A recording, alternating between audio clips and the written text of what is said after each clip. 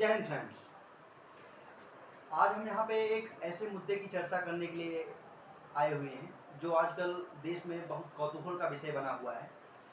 कोई राजनीतिक पार्टी हो, उसमें भी काफ़ी उठापटक का यह विषय बना हुआ है। जी हाँ फ्रेंड्स, आप लोग सही समझ रहे हैं। यूसीसी यूनिफॉर्म सिविल कोड अर्थात समान नागरिक संहिता, हाल ही में सेंट्रल गवर्नमेंट इसके लिए एक विधेयक मानसून सेशन में पारित करवाने के लिए का प्रयास करने वाली है, जिसमें काफ़ी पार्टियां इसका समर्थन भी कर रही हैं और कुछ राजनीतिक पार्टियां इसके विरोध में भी हैं।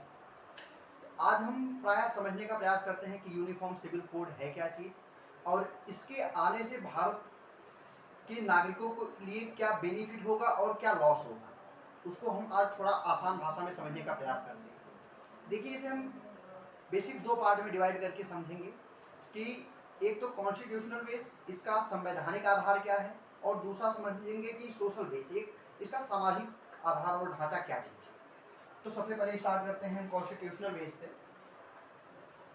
कॉन्स्टिट्यूशनल बेस में भारतीय संविधान के भाग 4 में DPSP, directive principle of state policy, राज्य के नीति निर्देशक तत्वों के रूप में आर्टिकल 44 में यूसीसी यूनिफॉर्म सिविल कोड की बात कही गई है। आपको बता दें कि भाग 4, भारतीय संविधान का भाग 4 किसी भी न्यायालय में चुनौतीपूर्ण नहीं है। आप किसी भी न्यायालय में इसको लेकर चैलेंज नहीं कर सकते हो। जैसे भी और अन्य भाग, जैसे भाग 3 हुआ, 2 हुआ, 1 हुआ, इन सबको लेकर आप सुप्रीम कोर्ट में चुनौती दे सकते हो, पिटीशन दायर कर सकते हो। लेकिन भाग 4 को लेकर यह स्पष्ट रूप से लिखा हुआ है, एक आर्टिकल है, उसके लिए आर्टिकल 37 यह कहता है कि भारतीय संविधान के भाग 4 में दिए हुए सभी नियम राज्य को लागू करने चाहिए। यह उसका सैद्धांतिक अधिकार नहीं है, व्यवहारिक अधिकार है, उसका एक नैतिक कर्तव्य है, मोरालिटी होगा एक स्टेट का। और यहाँ पे एक चीज याद रखिएगा, स्टेट से रिलेटेड किसी एक पर्टिकुलर स्टेट से नहीं, जैसे यूपी, एमपी, बिहार से नहीं, पूरे भारत की बात हो रही है। इस चीज को आप याद रखिएगा।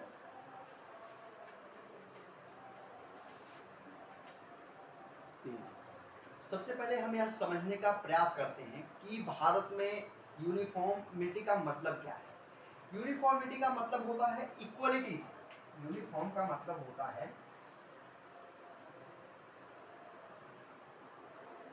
होता है इक्वलिटी,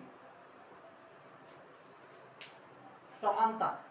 भारत देश में रहने वाले सभी नागरिकों के लिए एक समान नियम, एक समान कानून और नियमावली एक कुछ विशेष विषय वस्तु को आधार बनाकर होने चाहिए। अभी समझाते हैं, थोड़ी देर में आपको बातें समझ में आएंगी। इक्वलिटी एक समानता से आशय इसका है, चाहे वह नागरिक किसी भी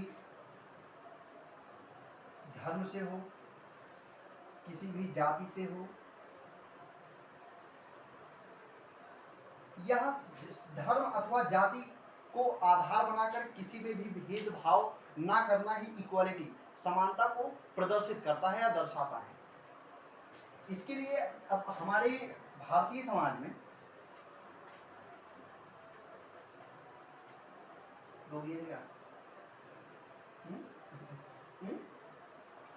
हमारे भारतीय समाज में प्रायः 4 से 5 धर्म या संप्रदाय या रिलीजन कह सकते हैं कि लोग रहते हैं। नंबर 1 हुआ हिंदू, मुस्लिम, क्रिश्चियन, ज्यू, यहूदी जिनको बोलते हैं, जैसे इजराइल यहूदियों का देश है, ज्यू। और एक नंबर आता है पर्शियन, पारसी लोगों का। मैं इसे हिंदी में लिख देना चाहूंगा।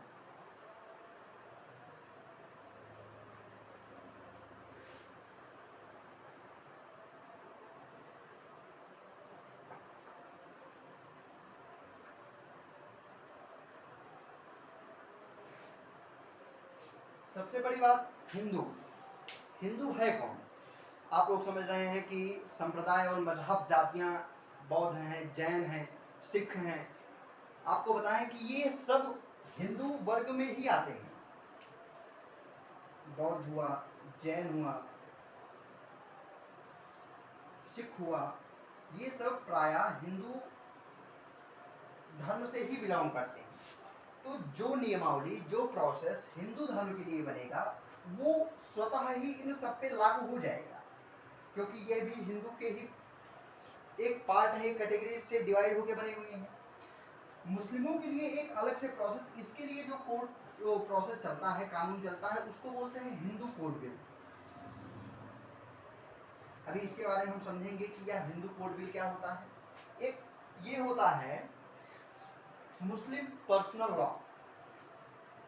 शरीयत कानून जिसके हम बोलते हैं।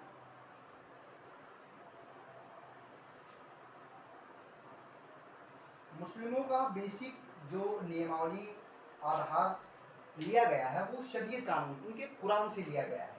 और क्रिश्चियनों के लिए इनका अलग का एक्ट है, वही प्रोसेस एकदम यहूदियों के लिए है, और पारसियों के लिए भी एकदम उनका अलग से एक्ट बनाया गया है। यूसीसी का सिंपल सा फॉर्मूला है कि इन हिंदू, मुस्लिम, क्रिश्चियन, यहूदी और पारसियों को मिलाकर ही जो बनेगा वो यूसीसी होगा। इन सबको मिलाकर बनने का फेज जो है वो सब यूसीसी कहलाएगा, यूनिफॉर्म सिविल कोड।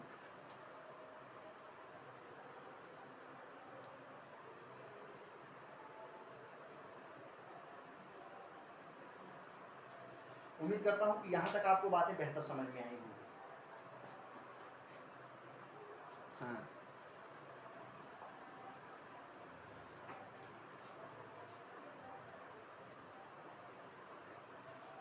इसका पहला प्रोसेस है इंडियन मैरिज है, विवाह अधिनियम। हिंदू, मुस्लिम, क्रिश्चियंस, पर्शियन, यहूदी, जितने भी समुदाय के लोग, वर्ग के लोग या धर्म के लोग हों, सबके लिए विवाह संबंधित एक नियमावली बनाना ही यूसीसी का मेन प्रमुख लक्ष्य है या उसका सिद्धांत है। दूसरा हम देखते हैं इंडियन सक्सेशन एक्ट। सक्सेशन इसको बोलते हैं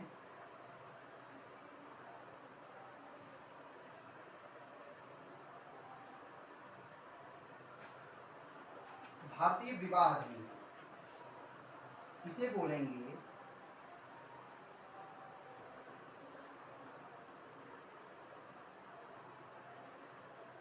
भारतीय उत्तराधिकार अधिनियम।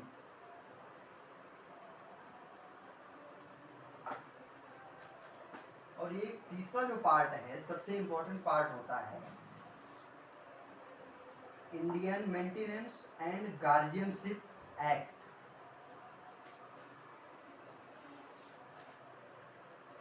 इसका आशय है कि जब कोई भी बच्चा या बालक है, उसके माता पिता नहीं है, तो उसके माता पिता के अभाव में उस बच्चे की देखभाल कौन करेगा।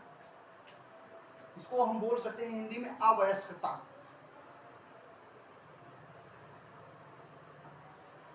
अवयस्कता अधिनियम। और चौथा है इंडियन एडॉप्शन एक्ट।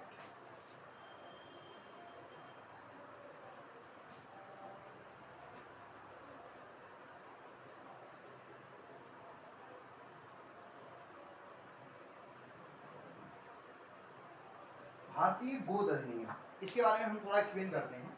जैसे भारतीय विवाह अधिनियम है, विवाह अधिनियम का मतलब कि भारत में होने वाली जितने भी विवाह हैं, चाहे वो किसी भी रिलीजन में हो, हिंदू में, मुस्लिम हो, सिख हिंदू में ही आ जाते हैं, बौद्ध क्रिश्चियन हुए, पर्शियन हुए, यहूदी हुई, जितने भी मेंबर होंगे, मतलब अब यहाँ पे आप किसी भी धर्म संप्रदाय से बात ना समझते हुए आप इतना समझिए कि बात यहाँ पे एक मेल और एक फीमेल की हो रही है, एक मेल एंड एक फीमेल। अगर आप मेल और फीमेल वर्ड को यूज करेंगे तो बातें आपको ज्यादा बेहतर समझ में आएंगी। एक पुरुष और एक महिला के बीच की सारी बॉन्डिंग, सारे संबंधों को इन चार कानूनों में लाकर पिरोया गया है, और उसी का मूल तर्क यूसीसी।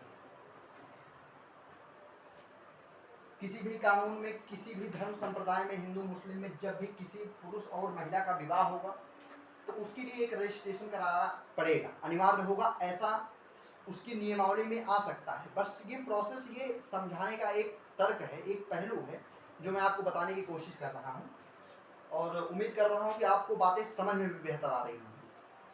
शादी का, उसके मैरिज का कोई भी प्रोसेस होगा वो इस कानून के तहत ही होगा, इंडियन मैरिज एक्ट के तहत ही होना चाहिए। सेकेंड प्रोसेस है भारतीय उत्तराधिकार का अधिनियम। किसी भी पुरुष के उसके बेटे को जो आज के टाइम पे संपत्तियां मिलती हैं, क्या समान संपत्तियां उसकी बेटी को भी मिलना चाहिए? क्योंकि बेटा हो या बेटी, पुत्र हो या पुत्री, बात तो एक ही है, किसी भी माता पिता की जो संतानें होती हैं वो तो समान ही होती हैं। तो उत्तराधिकार में क्या जितना हक उसके बेटे का होता है, क्या उसके बराबर का हक उसकी बेटी को होना चाहिए? ये तमाम बातों को इस दूसरे अधिनियम में, इंडियन सेक्शन एक्ट के तहत लागू किया जाएगा, और ये किसी भी, जितने भी रिलीजन संप्रदाय के लोग यहाँ पे हैं, सबके लिए लागू होगा। सेम उसी प्रकार से तीसरा Indian maintenance and guardianship act है, जिसको अवयस्कता अधिनियम के रूप में हम जान सकते हैं। जब कोई भी बच्चा अवयस्क हो, अब अवयस्कता की एक क्राइटेरिया जो अन्य कानूनों के माध्यम से गवर्नमेंट ने हमारे फिक्स करी होगी, 21 साल या 18 साल। बेसिकली महिलाओं के लिए वह 18 साल और पुरुषों के लिए एक वयस्क के रूप में 21 साल का प्रावधान है। लेकिन आपको बताएं कि वोटिंग राइट, एक वयस्क पुरुष होने से मतलब है कि वोटिंग राइट आपको जब भी मिल जाता है वह व्यक्ति वयस्क मान लिया जाता है। बेशक यहाँ पे विवाह नियम में उसकी क्राइटेरिया 21 साल क्यों ना रखी गई हो, लेकिन वोटिंग राइट उसे 18 साल में ही मिल जाता है। तो जब भी वह बच्चा 18 साल या 21 साल का ना हो जाए, उसके पहले उस बच्चे की देखभाल, उसका रख रखाव कौन करेगा? अवयस्कता या अथवा रख रखाव, और रख रखाव भी बोल सकते हैं, रख रखाव अधिनियम, ये तीसरा फेज होगा, और यह भी सभी संप्रदाय, सभी धर्म पर एक समान रूप से लागू होगा। और चौथा है इंडियन एडॉप्शन एक्ट, मतलब गोद लेने का प्रावधान। भारतीय हिंदू समाज में, हिंदू परंपरा में, जब भी कोई भी माता पिता संतान विहीन रहते हैं तो उनके लिए यह प्रावधान है कि किसी भी अनाथालय से बच्चों को गोद ले सकते हैं। तो उसके लिए इस कानून के तहत वो उनको गोद ले सकेंगे, यह प्रक्रिया और प्रावधान इसमें दिया गया है। अब हम एक एक करके समझते हैं कि इसमें किस कानून को लेकर क्या प्रावधान है, बाद में उनकी कमियां बताएंगे, बाद में उसके प्रोसेस को समझेंगे कि क्या होता है।